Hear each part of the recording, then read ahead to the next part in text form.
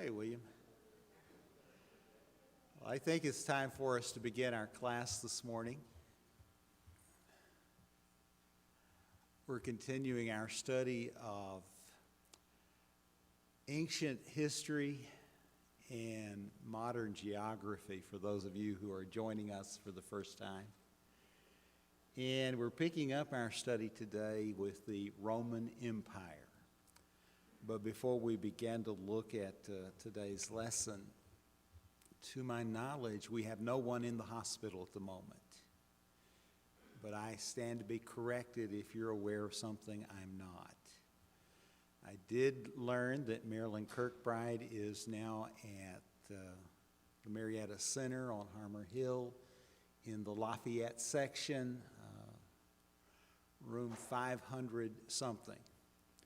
It might be 504, but call the office to check. 505 from Head Corner. I got the signal. So 505. Ethel Hendershot is back at Heartland. So keep her in your prayers as well. Haven't had a chance to talk to Kelly yet, but I assume things are going as well. Very good, she says, with her dad, but keep him in your prayers. That's about it from me, David, so if you're ready to have our opening prayer, I would appreciate that.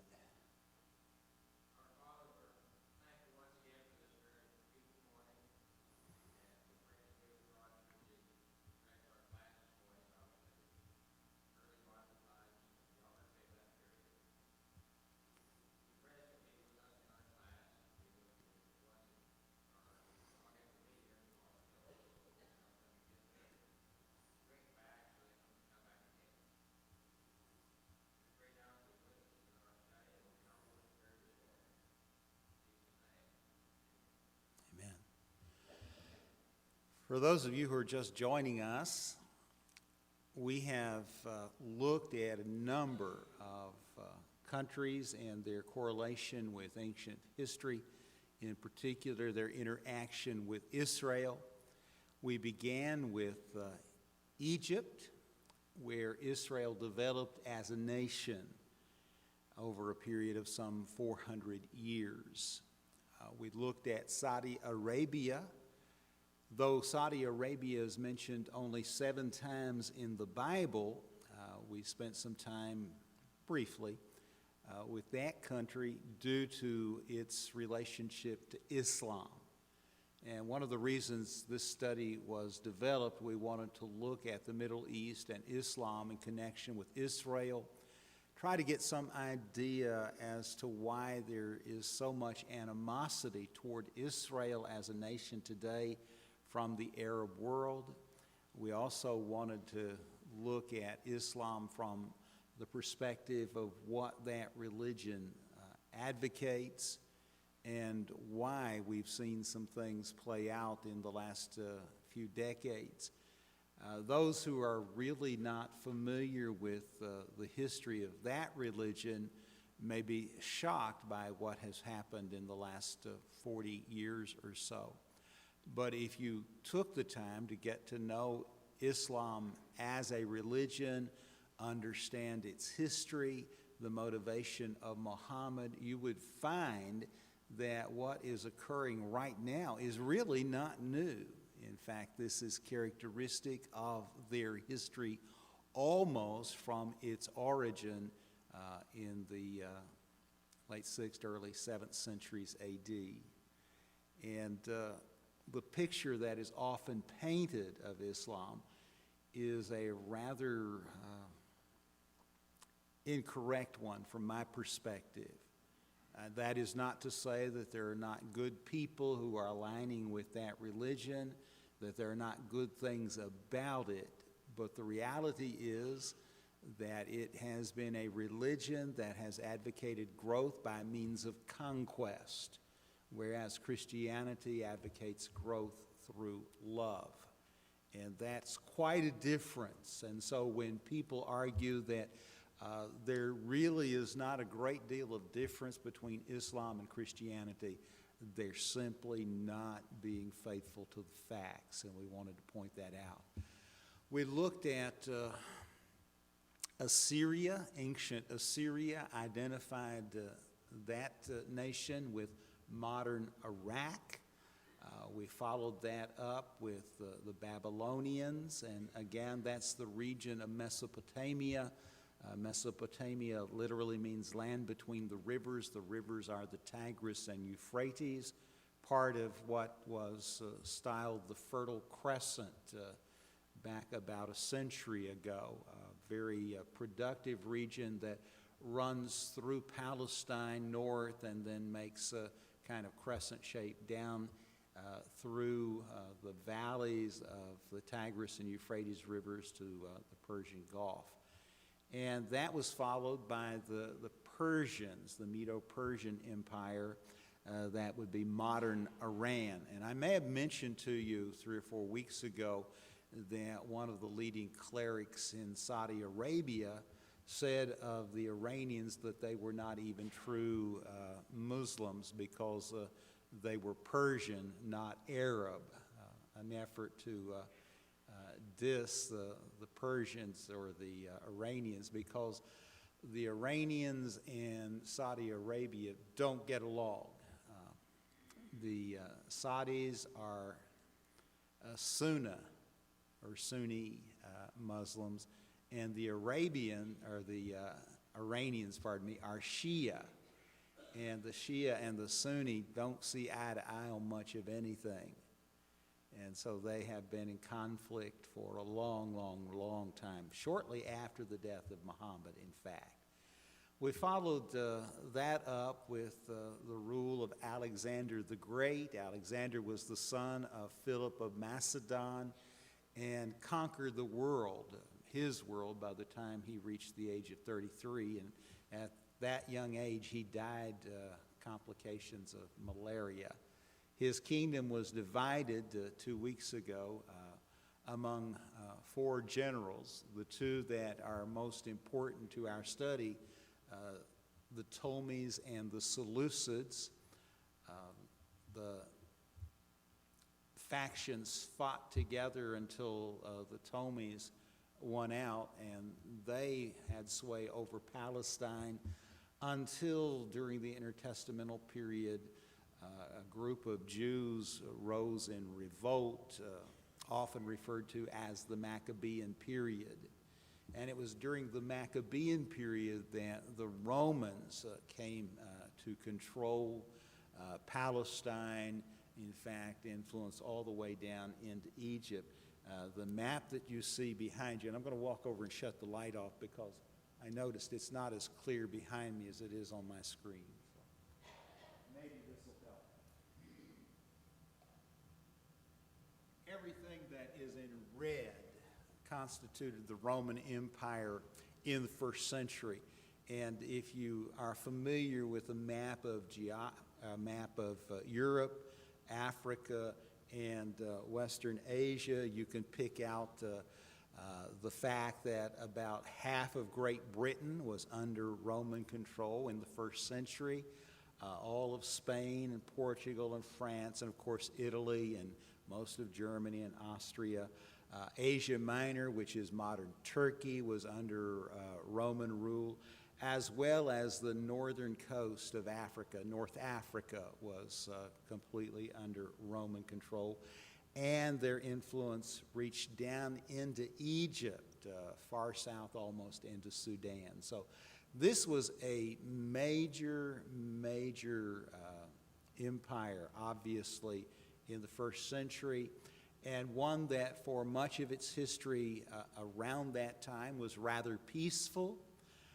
The Romans were great engineers. They built wonderful roads and bridges and aqueducts and other things of that nature.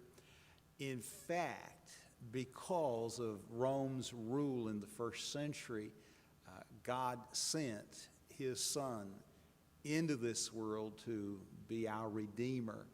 Things were just right for the arrival of the Son of God.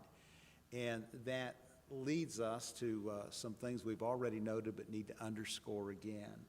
Daniel chapter 2, verse 44. This is in the waning days of the Babylonian Empire and the approach of the Medo-Persian Empire. Nebuchadnezzar has a dream, and in the dream there is a figure, a vision of a man, and it troubles him greatly. First, that he can't remember the dream, and secondly, obviously, he doesn't know what it meant, and dreams meant something in this case. He calls his magicians, soothsayers, and astrologers and makes two demands of them. Number one, tell me what I dreamed last night. And secondly, tell me what it meant. And they were beside themselves, as we would say. Nobody would ask such a thing. If you will tell us your dream, we will gladly tell you what it means. But nobody ever asked to have a dream revealed when they couldn't remember what they dreamed. You've got to tell us what you dreamed, and we will tell you what that meant. He said, no. If you can't tell me my dream and its meaning, you're all going to die. And that's where Daniel comes into play.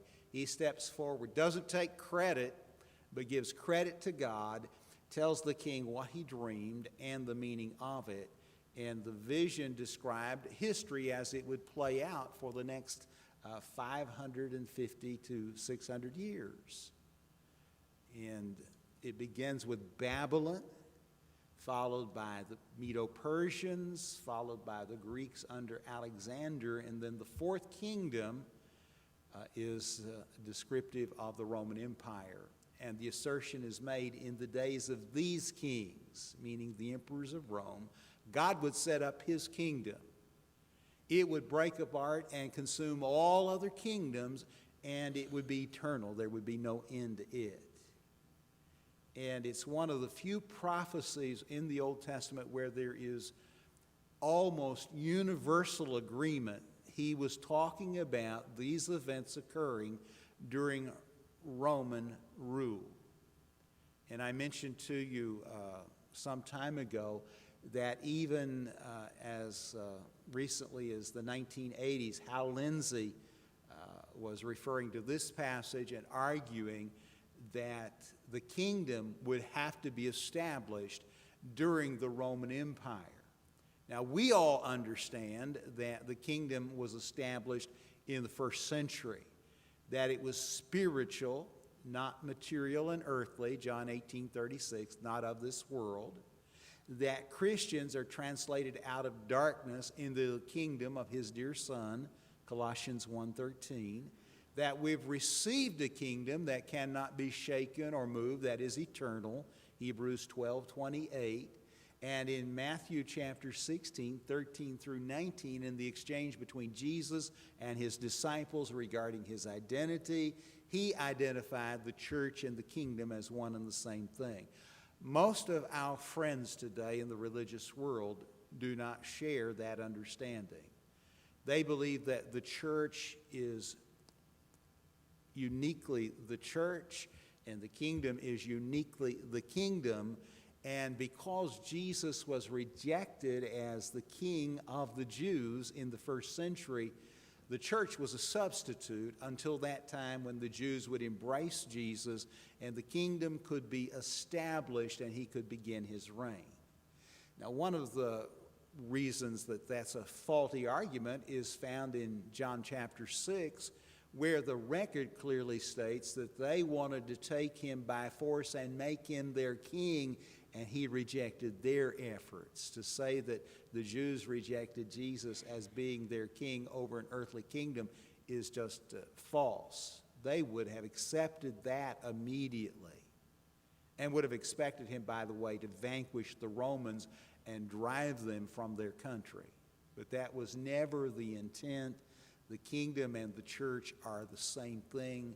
The kingdom simply refers to God's spiritual family in conjunction with his government, and the church, God's spiritual family in relationship to the world, were the called out. And the third term, the body, which is the equivalent of church or kingdom in the New Testament, refers to God's spiritual family in its organization. So it is acknowledged that the kingdom would be established in the days of the Roman kings. And what you see play out in the ministry of Jesus is the fulfillment of that promise.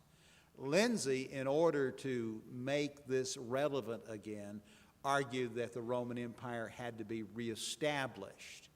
And in the early 1980s, he was waiting for the 10th member of the empire, so to speak, the European Common Market, to come along.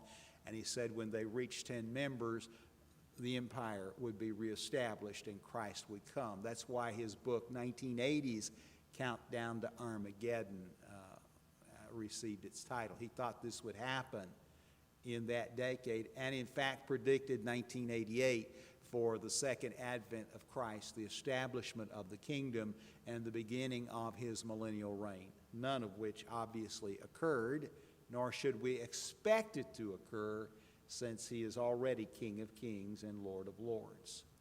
In the first century, Israel was an occupied land. One of the things that we talk about often is Jesus' demand of disciples: if a soldier compels you to go with him 1 mile, go with him 2. That alludes to the fact that Palestine was occupied by the Romans, and Roman soldiers could impress any Jewish man into service to accompany him on his journey for 1 mile. By law, the man had no argument he could offer that would excuse him from this obligation. Jesus said, don't go a mile, go 2.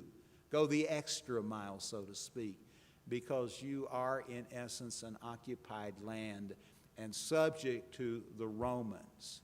Now correlate that with John 8 and you find something interesting. In conversation with the Lord, Jews said to Jesus, we're Abraham's children and we have never been in bondage to any man, and yet they are the servants of Rome as they make that argument. Rome appointed the governors over Palestine in the first century. The most familiar to us would be, of course, Pilate, who was handpicked by the emperor to oversee this region. In Romans chapter 13, among the things that Paul wrote to Christians about was their relationship to government.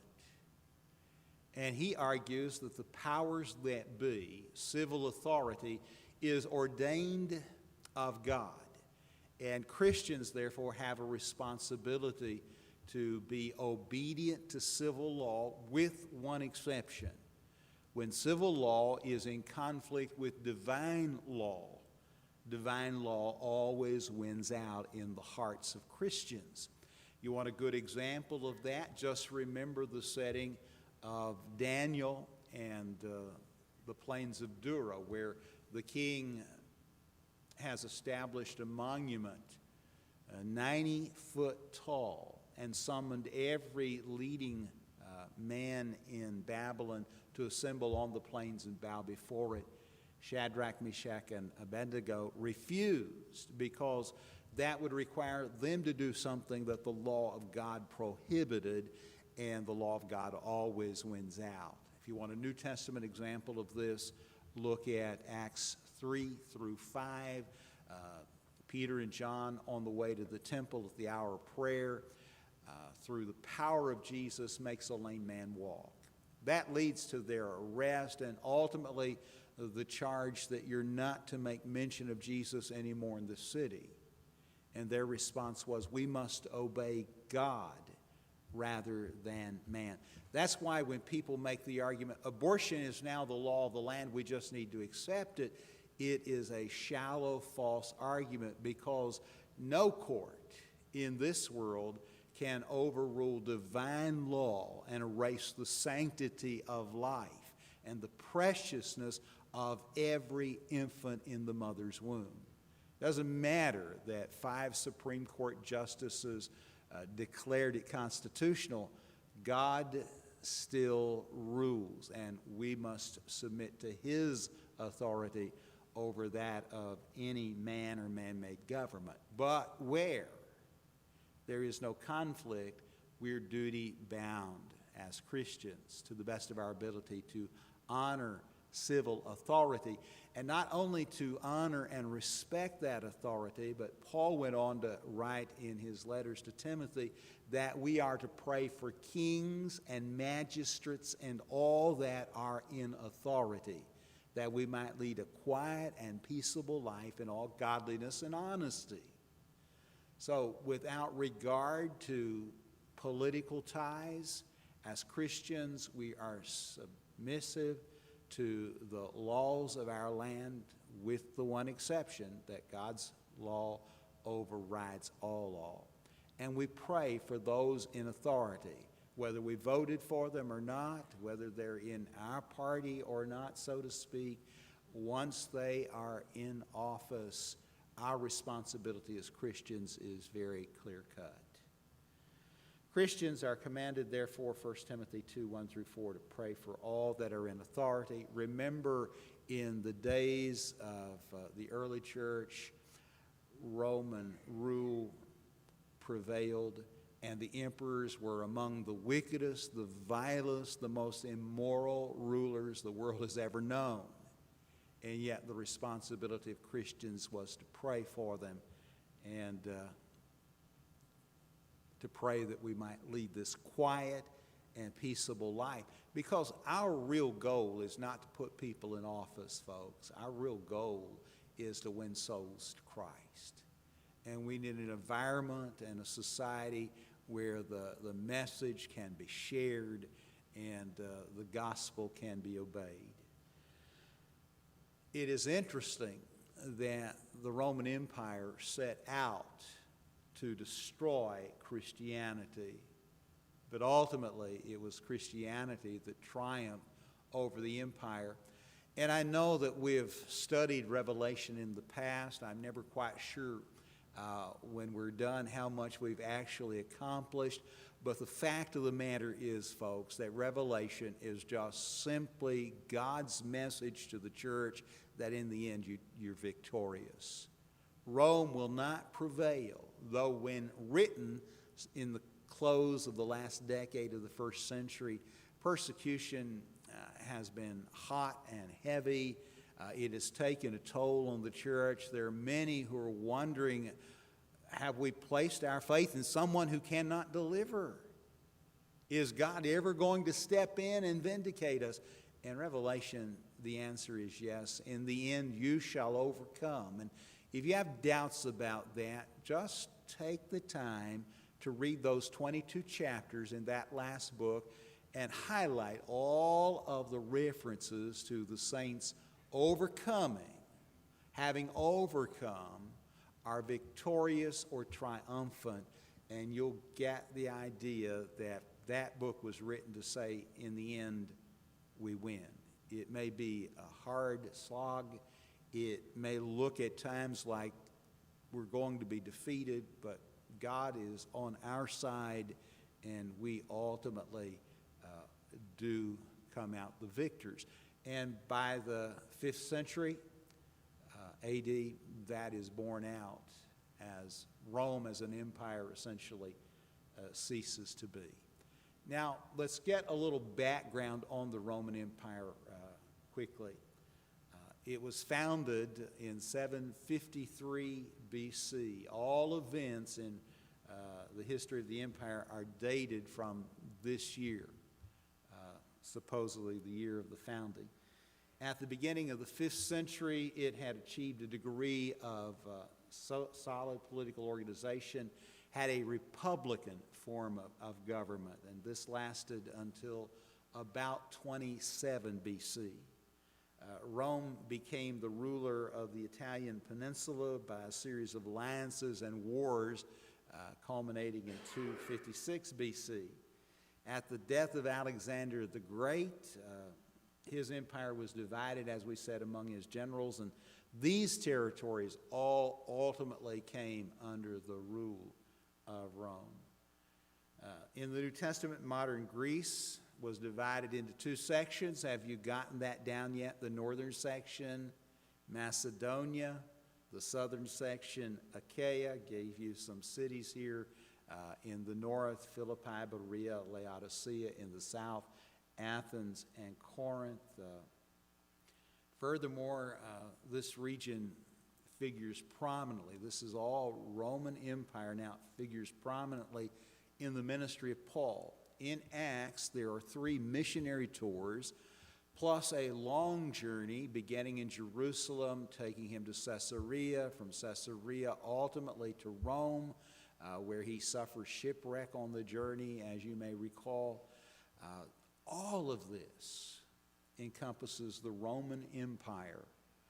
When you look at what's been taking place in recent years in relationship to Greece, that section that we just mentioned just had all kinds of financial problems. As part of the empire, it was solvent and strong, but over time, as the history has played out, it's interesting to me that Greece is a socialist society where everybody essentially believes that everything ought to be given to them, and you see the fruits of that when you look at what is going on there right now. And I just wanted to kind of throw that in as part of the Roman Empire.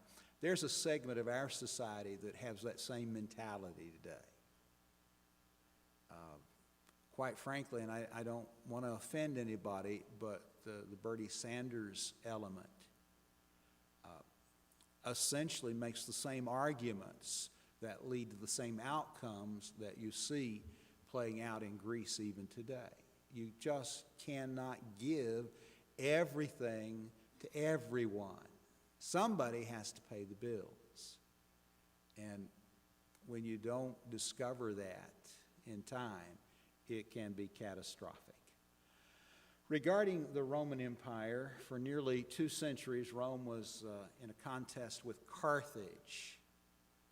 And this was over control of the Mediterranean. One of our last lessons, by the way, will simply deal with the Mediterranean region, the sea, the islands, and things of that nature. You've all heard of Hannibal.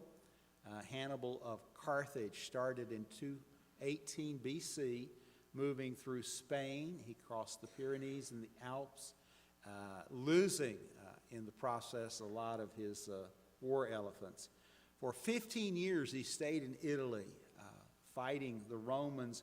He never really lost a battle, but he never gained a great victory because the Romans were really good tactical soldiers.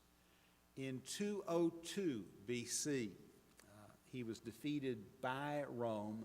Carthage was subdued, and then northern Africa came under the control of the Romans as well. And as you recall the map, that red strip all along the coast of northern Africa and the Mediterranean became part of Roman rule. 146 BC marked the greatest achievement in Roman power, for Carthage was captured and razed, and also Macedonia was made a Roman province. Corinth, the great city of Corinth, to which Paul wrote 3 or 4 letters, 2 of which remain, was sacked as well. The Roman Empire continued to spread throughout the east with a man by the name of Pompey leading to victory. This is when Syria was made a province in 64 BC. Syria has been in the news quite a bit of late. Syria is under the rule of Assad at the moment, but they're engaged in civil war. 2 weeks ago, we broke it down into the 6 factions that are actually fighting in Syria right now, including ISIS or ISIL, and talked about the various world governments that are backing one or another of the factions. Well, Syria has been prominent through much of biblical history. Naaman the leper was a Syrian, a general in the Syrian army. The Syrians posed a major threat to the kingdoms of Israel and Judah during the days of Ahab and Jehoshaphat.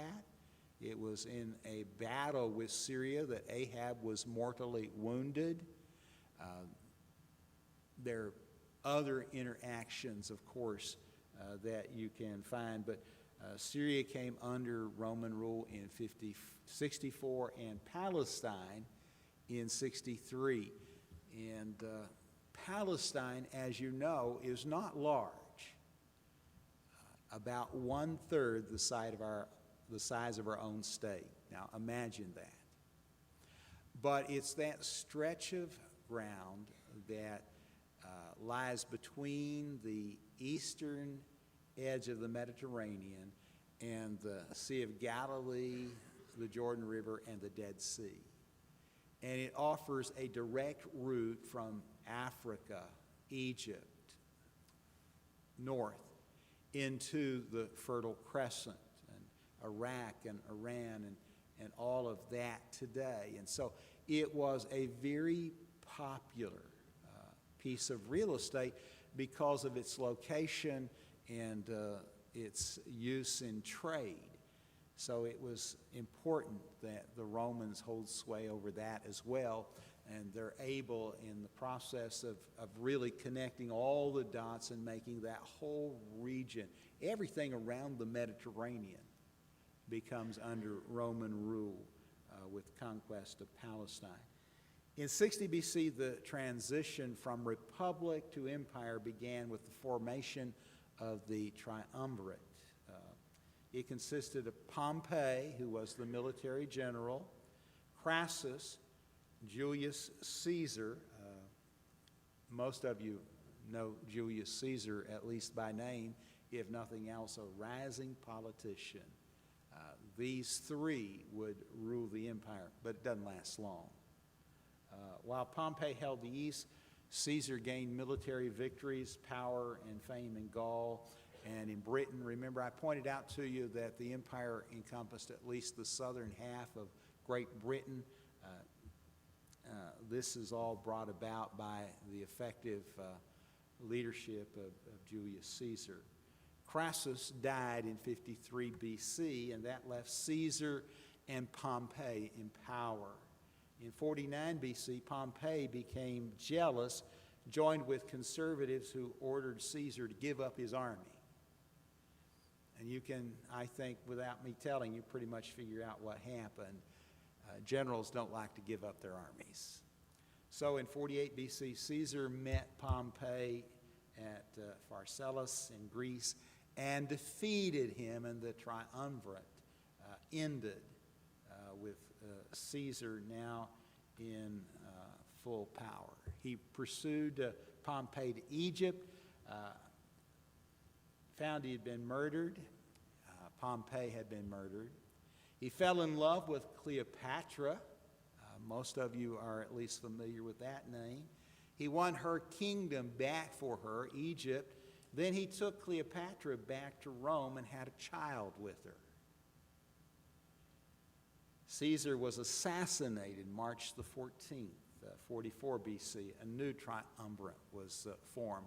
This one with Mark Antony, Octavian, and Marcus Lepidus, who was soon forced out. And then Antony ruled the east, where he fell in love with Cleopatra. And he forsook Octavia, who happened to be the sister of Octavian, and he married Cleopatra in 37 BC. Now, you're keeping all of this together now. It all makes perfect sense.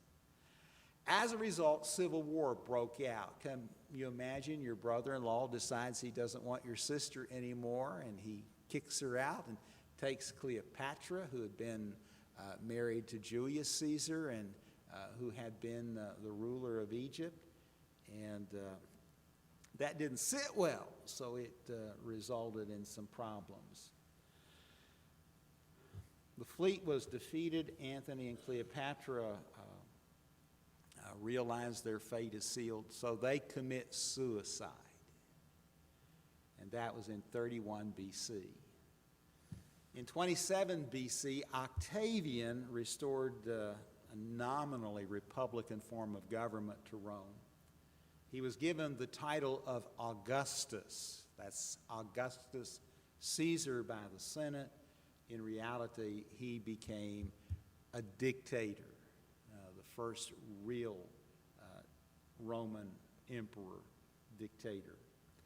And under his leadership, lasting 45 years, he was a good organizational man.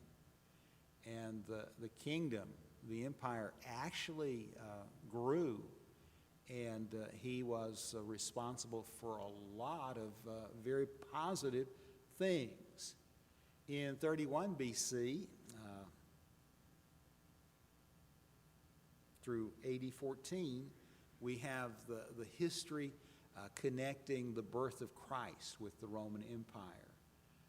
The real name of Augustus Caesar, if you're reading along, Gaius Julius Caesar Octavius, thus Octavian. He was the nephew of Julius Caesar.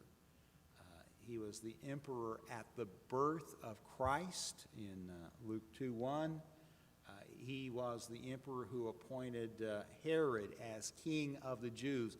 This is the Herod who, learning of the birth of Jesus, had all of the babies to and under in Bethlehem, the male babies, destroyed. After Herod's death, he divided the Palestinian kingdom between Herod's three sons. We meet them in the New Testament. And it was this Herod who later deposed Archelaus, one of those sons. Augustus Caesar essentially prepared the way for Christ and the fulfillment of the prophecy of Daniel 2:44 that led to our look at the Roman Empire this morning. What was contributed by the Roman Empire toward the fulfillment of biblical prophecy and the birth of Christ? Under the Romans, we have a continuation of law and order for personal liberties and safe travel. Until the Romans came along, travel was extremely difficult and very unsafe because there wasn't that cohesion of law that's necessary for safe travel and interaction. Rome provided that, and as we've already noted, also provided some of the amenities that make travel easier, like good paved roads and bridges and adequate water and things of that nature, which just happened to be the next point on the chart this morning. The Romans continued to use Greek as the lingua franca, the language of commerce. Now, when you go back to the Gospels and read the crucifixion story, one of the things that Pilate did was put a sign over the cross of Jesus which read, "King of the Jews." And the Jews wanted the sign changed. He said he was King of the Jews, and what I've written. Pilate refused, but I point that out because it was written in three languages, Greek, Latin, and Aramaic. And everyone in the empire spoke one of those three languages. In Palestine, most folks would have spoken at least Aramaic and Greek, if not Latin. And so the language of the day was Greek to interact with the empire. Of course, the language of Rome, Italy, would have been Latin at the time. And the language of Palestine at that time would have been Aramaic. But most folks were fluent in at least two, if not three or more languages. It's during this time that we have the spread of Greco-Roman civilization and culture. We had, up until this point, seen the spread of Greek culture under the leadership of Alexander, and we talked during our look at Alexander's reign at how important that was leading up to the development of the kingdom. We had the establishment of the Herods and provincial government in Palestine, all under the Roman Empire. Now, next week, when we continue our study, we've got another week or two, we're going to go back and start looking at Palestine again.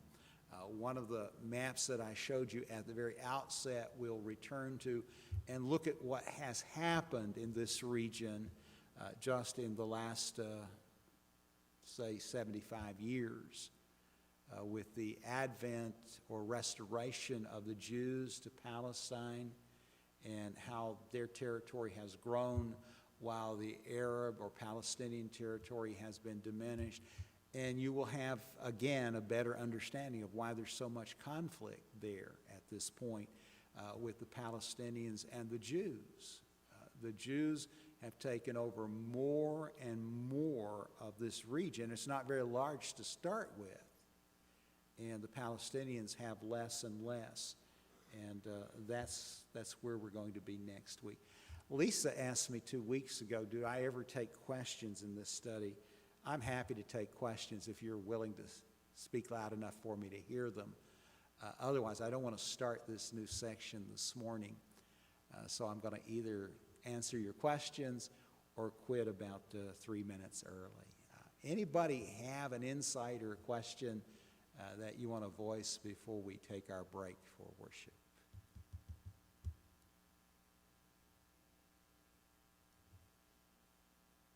And it's all right that you don't.